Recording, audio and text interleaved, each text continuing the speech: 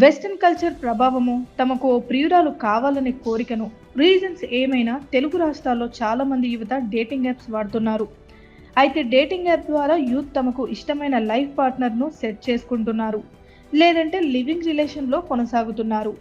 హైదరాబాద్, బెంగళూరు లాంటి సిటీలో ఈ కల్చర్ ఎక్కువగా ఉంది. సింగిల్స్ ఉన్న చాలా మంది ఈ యాప్ను ఎక్కువగా వాడుతున్నారు. అయితే ఈ యాప్ వల్ల ఎన్ని లాభాలున్నాయో నష్టాలు కూడా ఉన్నాయి.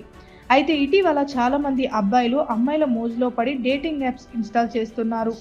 అయితే దాన్ని అలుసుగా తీసుకున్న కొంతమంది పబ్ ఓనర్స్ అమ్మాయిలతో కలిసి కొత్త మోసానికి తెరలేపారు. అయితే ఇటీవల టిండర్లో ఒక అబ్బాయికి రితిక అనే అమ్మాయి పరిచయం అయింది. పరిచయమైన మరుసటి రోజే అబ్బాయిని కలుద్దామని చెప్పి హైటెక్ సిటీ మెట్రో స్టేషన్ వద్దకి రావాలని కోరింది.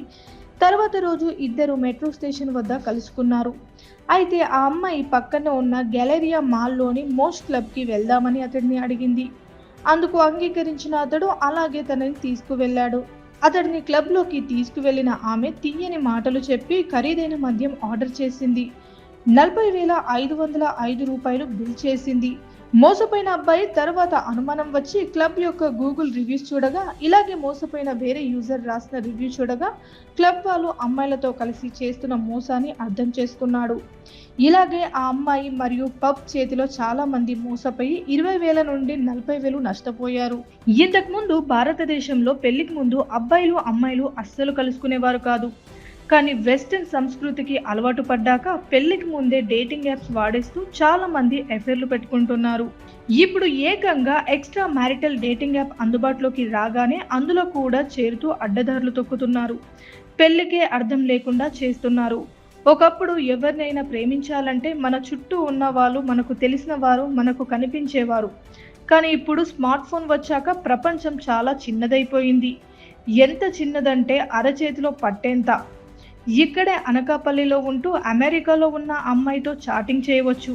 కానీ సోషల్ మీడియా వేరు. ఇప్పుడు ప్రేమకు, డేటింగ్కి కూడా ప్రత్యేకమైన యాప్స్ వచ్చేసాయి. ఆ యాప్స్తోనే పరిచయాలు పెంచుకొని విచ్చలవిడిగా ప్రవర్తిస్తున్నారు. అయితే పెళ్లి, డెలివరీల సంఖ్య ప్రోత్సహించడానికి జపాన్ ఇటీవల సరికొత్త డేటింగ్ యాప్ను తీసుకొచ్చింది. ఆ దేశంలో జనన, వివాహ రేట్లు చాలా తక్కువగా ఉన్న నేపథ్యంలో ప్రభుత్వం ఈ యాప్ను తీసుకొచ్చింది. లవ్ బర్డ్స్ కోసం కౌన్సిలింగ్ అందించే వెబ్సైట్ అందుబాటులో ఉండగా డేటింగ్ యాప్ కూడా అభివృద్ధి చెందుతుంది. ఈ ఏడాది చివరిలో ఫోన్ లేదా వెబ్ ద్వారా ఈ కొత్త డేటింగ్ యాప్ అందుబాటులోకి తీసుకురావాలని ప్లాన్ చేస్తుండడం విశేషం.